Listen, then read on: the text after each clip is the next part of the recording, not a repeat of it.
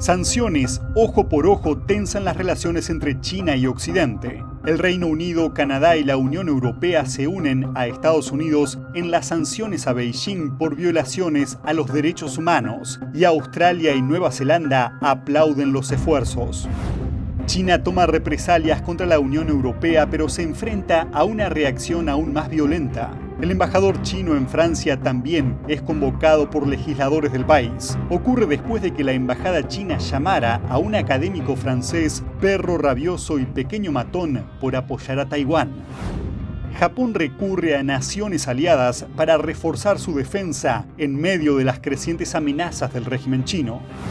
Y más chinos se movilizan para rechazar públicamente al Partido Comunista. Un empresario neozelandés comparte su historia sobre qué lo hizo despertar. Bienvenidos a China en Foco, mi nombre es Julián Bertone. El Reino Unido anunció la imposición de sanciones a 4 funcionarios chinos por violaciones de los derechos humanos en la región de Xinjiang.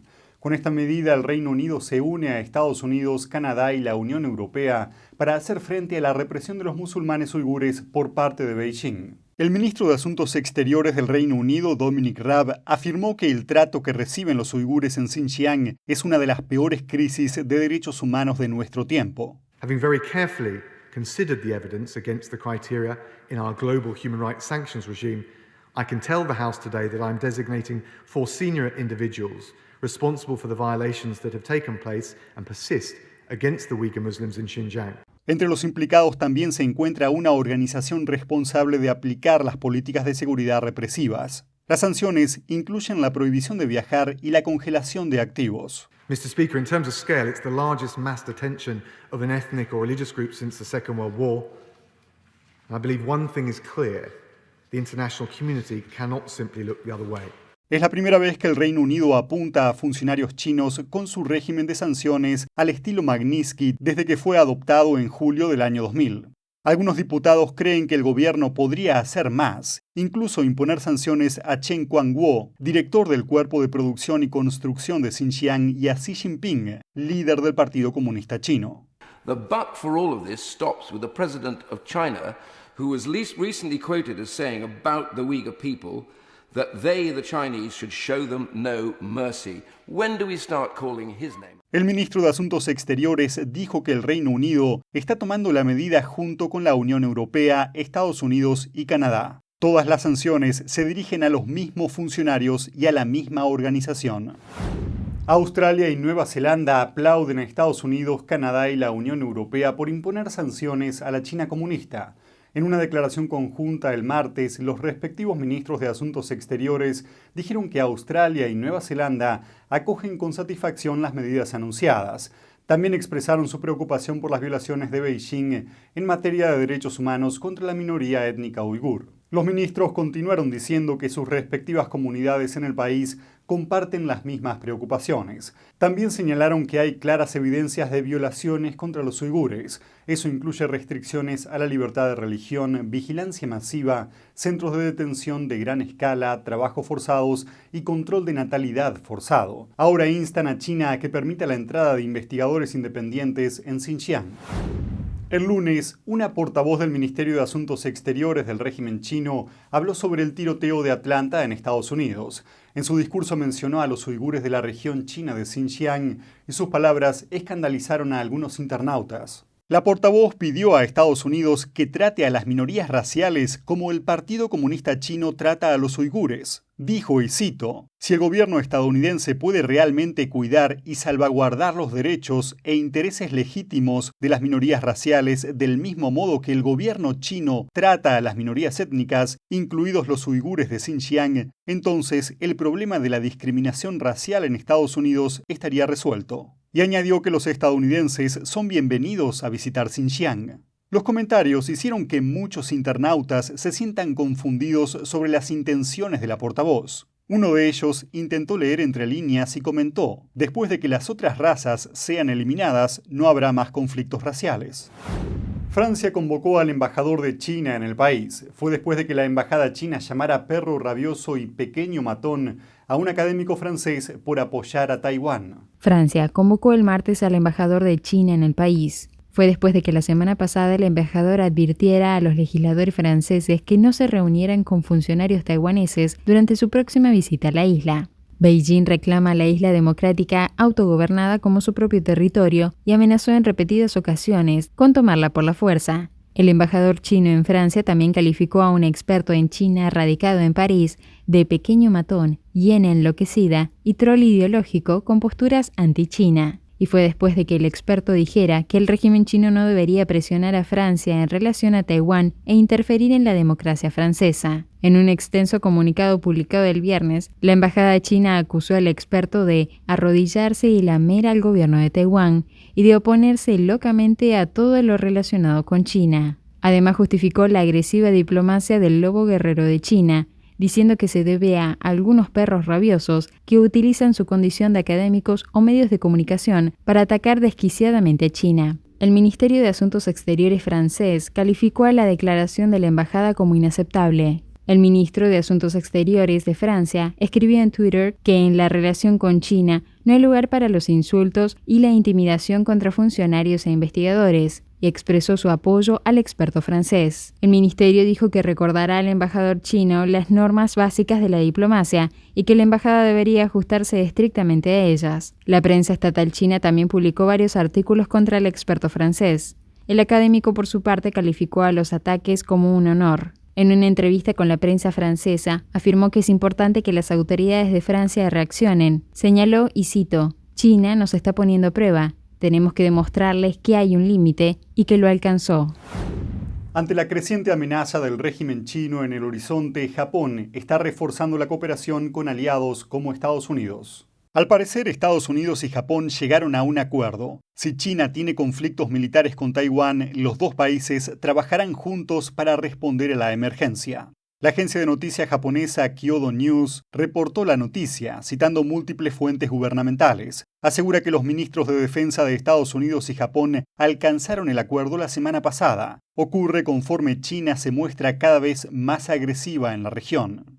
Japón no está muy lejos de Taiwán, así que la seguridad de la isla también es importante para Japón. Pero ambos países se enfrentan a una cuestión complicada. Es decir, el régimen chino ve a Taiwán como territorio chino y viene amenazando con recuperarla por la fuerza. Conforme pasa el tiempo, las tensiones en el estrecho de Taiwán van en aumento. Aviones de guerra chinos estuvieron cruzando la frontera divisoria entre China y la isla. Al mismo tiempo, China también fue aumentando la presión sobre Japón. Beijing permite ahora que sus barcos guardacostas abran fuego contra barcos extranjeros si los encuentran en aguas de China. El problema es que China y Japón tienen aguas en disputa y los barcos chinos entran con frecuencia en dicha zona. Kyodo News dice que tanto Estados Unidos como Japón piensan que la escalada de tensiones en el estrecho de Taiwán podría llevar a conflictos militares. Estados Unidos sacó a relucir el tema del posible conflicto, pero no dio soluciones concretas, y la parte japonesa está considerando cómo puede ayudar a los militares estadounidenses si estos acuden en ayuda de Taiwán. Las dos partes también acordaron realizar ejercicios militares en torno a las islas en disputa con el PSC. Japón también impulsó una cooperación en materia de defensa con Alemania. Ambos países acaban de firmar un acuerdo para facilitar el intercambio de información relacionada con la defensa. Alemania viene observando de cerca los conflictos en la región del Indo-Pacífico a medida que crece la influencia de China en la región. Berlín tiene previsto enviar un buque de guerra a la zona en los próximos meses. Un comentarista de China con sede en Estados Unidos dice que el Partido Comunista Chino es el culpable de las crecientes tensiones. El Partido Comunista Chino está ansioso por impulsar su plan de dominio mundial y su plan de promover globalmente el socialismo. Se está volviendo cada vez más arrogante. El ministro japonés, por su parte, tiene previsto visitar al presidente Biden a principios de abril, y uno de los principales temas programados para la reunión será China. China y Rusia están pidiendo una cumbre en el Consejo de Seguridad de la ONU. La petición se produce en un momento en que nuevas rondas de sanciones dispararon tensiones políticas a nivel mundial. Los ministros de Asuntos Exteriores de ambos países afirman que las conversaciones mantendrán la estabilidad. Escribieron en una declaración, y cito, «En un momento de creciente turbulencia política mundial, una cumbre de los miembros permanentes del Consejo de Seguridad de la ONU es especialmente necesaria para establecer un diálogo directo». explicaron que están descontentos con el reciente comportamiento de Estados Unidos y acusan al país de formar supuestas alianzas cerradas. Rusia y China calificaron de inaceptables las sanciones europeas y estadounidenses impuestas sobre China e instan a los demás países a dejar de hacer lo que llaman injerencia en asuntos internos. Estados Unidos, la Unión Europea, Gran Bretaña y Canadá impusieron este lunes sanciones a funcionarios chinos por sus violaciones a los derechos humanos en Xinjiang. Cada vez son más las personas que despiertan frente a las amenazas del régimen comunista. Uno de ellos es el empresario Ding Haixiang. ¿Pero qué lo hizo cambiar de opinión? Ding Haixiang es un empresario chino establecido en Nueva Zelanda. Ahora está instando a más personas a renunciar al Partido Comunista Chino y contribuyó a difundir este movimiento en una manifestación en Nueva Zelanda. Compartió su historia con nosotros y nos explicó su motivación. Ding dijo que solía creer en todo lo que decía el régimen chino, hasta que perdió más de $100.000. Cuando fue a presentar una denuncia ante las autoridades, con la esperanza de recuperar el dinero, lo único que le ofrecieron fueron unas esposas. Empecé a ver la verdadera imagen del Partido Comunista. Sus mentiras no funcionan si las cuestionas y buscas la verdad. En 2007 invirtió en el mercado de valores chino, después de que su empresa tuviera cierto éxito. Por ese entonces, Beijing aseguraba un crecimiento económico de 2 dígitos, a pesar de las dificultades provocadas por la crisis financiera mundial. Pero sucedió que China no reconoció sus pérdidas financieras y Ding mantuvo su dinero en el mercado de valores, confiando en las autoridades chinas. A finales de 2009 perdí más de $40.000, así que cuestioné lo que decía el PSC. Unos años más tarde, el régimen y la prensa estatal china animaron a la gente a invertir en una nueva empresa, y su plataforma online permitía a las personas pedir dinero prestado. Ding invirtió en la empresa, con la esperanza de recuperar sus pérdidas en la bolsa, pero dijo que más tarde se dio cuenta que tanto el régimen como la prensa china estaban mintiendo. La policía no tardó en detener a muchos miembros de la compañía por llevar a cabo un esquema Ponzi, una forma de fraude que paga a los primeros inversores con fondos por los nuevos. Casi 1 millón de inversores perdieron dinero en la estafa, incluido Ding. Él y otras víctimas viajaron a Beijing para presentar denuncias y pedir justicia a las autoridades en 2016, pero la policía local detuvo a algunos de ellos. Cuando el número de peticionarios llegó a 50, la policía se arremolinó y los metió en una furgoneta para enviarlos a una cárcel negra. Algunos peticionarios agarraron a una valla cercana cuando la policía intentó detenerlos. Ding afirma que vio a los policías agredir y apuñalar al menos a un peticionario, quedó herido y sangrando. Contó que esta cadena de acontecimientos le abrió los ojos, y más tarde él y su familia emigraron a Nueva Zelanda. Es uno de los más de 300 millones de chinos que renunciaron a sus vínculos con el Partido Comunista Chino y sus organizaciones afiliadas. Lo hizo con la ayuda de un sitio web estadounidense llamado Tuidang, que gestiona centros de servicios mundiales para ayudar a las personas a renunciar a su membresía al PSC. Ding dice que espera que más chinos abandonen al Partido Comunista. La India está advirtiendo contra tácticas de guerra no convencionales. Todo esto después de que el pasado mes de octubre sufriera un grave apagón eléctrico del que culpó a piratas informáticos chinos respaldados por el régimen comunista. Bombay es la segunda ciudad más grande de la India y su capital financiera, pero el pasado otoño se vio sumida en la oscuridad, sufriendo su peor apagón en décadas. Miles de negocios cerraron, los trenes se suspendieron y millones de personas se quedaron sin electricidad. Más tarde se supo que la India podría tener que agradecer al régimen chino por lo ocurrido. Las autoridades indias señalaron a piratas informáticos chinos respaldados por el régimen como causantes del apagón. El corte de energía se produjo mientras China y la India mantenían disputas fronterizas en la región del Himalaya. Ambas partes sufrieron bajas de soldados. Una empresa de investigación estadounidense sugiere que los dos incidentes podrían estar relacionados y que China envió un mensaje a los funcionarios indios diciendo que cedan en los reclamos fronterizos. Ahora la India quiere plantear la cuestión en la escena mundial. Medios de prensa locales citan a funcionarios afirmando que el país pronto podría llevar el caso de piratería informática china a los comités internacionales. El apagón de Bombay es el último ejemplo de la guerra no convencional del régimen chino. Sin abrir fuego ni enviar tropas, el Partido Comunista puede utilizar ciberataques para paralizar una ciudad y utilizar esto como palanca política. La India aprendió la lección por las malas y ahora los expertos piden al gobierno indio que reduzca el uso de equipos fabricados en China tanto para las redes eléctricas del país como para su sistema ferroviario crítico. Expertos estadounidenses también plantean preocupaciones similares para su país. Estados Unidos depende actualmente de al menos 200 transformadores de energía fabricados en China. Los equipos son esenciales para suministrar electricidad a los hogares y a las empresas estadounidenses. Ya en 2018, una empresa china afirmó que sus equipos soportaban el 10% de la red eléctrica de la ciudad de Nueva York. Pero el año pasado, autoridades estadounidenses confiscaron los componentes de la empresa alegando investigaciones de seguridad nacional. También se descubrió anteriormente que los transformadores fabricados en China incluían dispositivos eléctricos adicionales que no deberían existir. En mayo del año pasado, la administración Trump emitió una orden ejecutiva al respecto. Su objetivo era reducir la dependencia hacia China para los equipos utilizados en la red eléctrica estadounidense. Pero el presidente Biden suspendió esa orden el mismo día en que asumió el cargo. Ahora queda por verse si la restablece o no.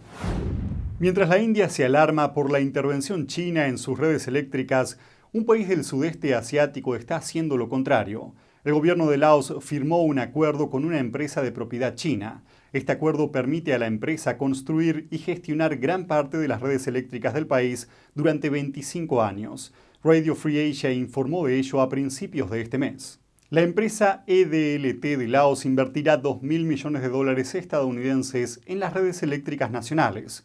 El año pasado, una empresa china realizó una fuerte inversión en la compañía eléctrica estatal de Laos y como respuesta se creó EDLT, y la empresa estatal china posee la mayoría de las acciones de la compañía. Un funcionario del Ministerio de Energía de Laos declaró a Radio Free Asia que EDLT controlará la red eléctrica de alto voltaje, incluida la exportación de electricidad a países vecinos. Algunos lo consideran un negocio potencialmente rentable, pero también aumentan las preocupaciones.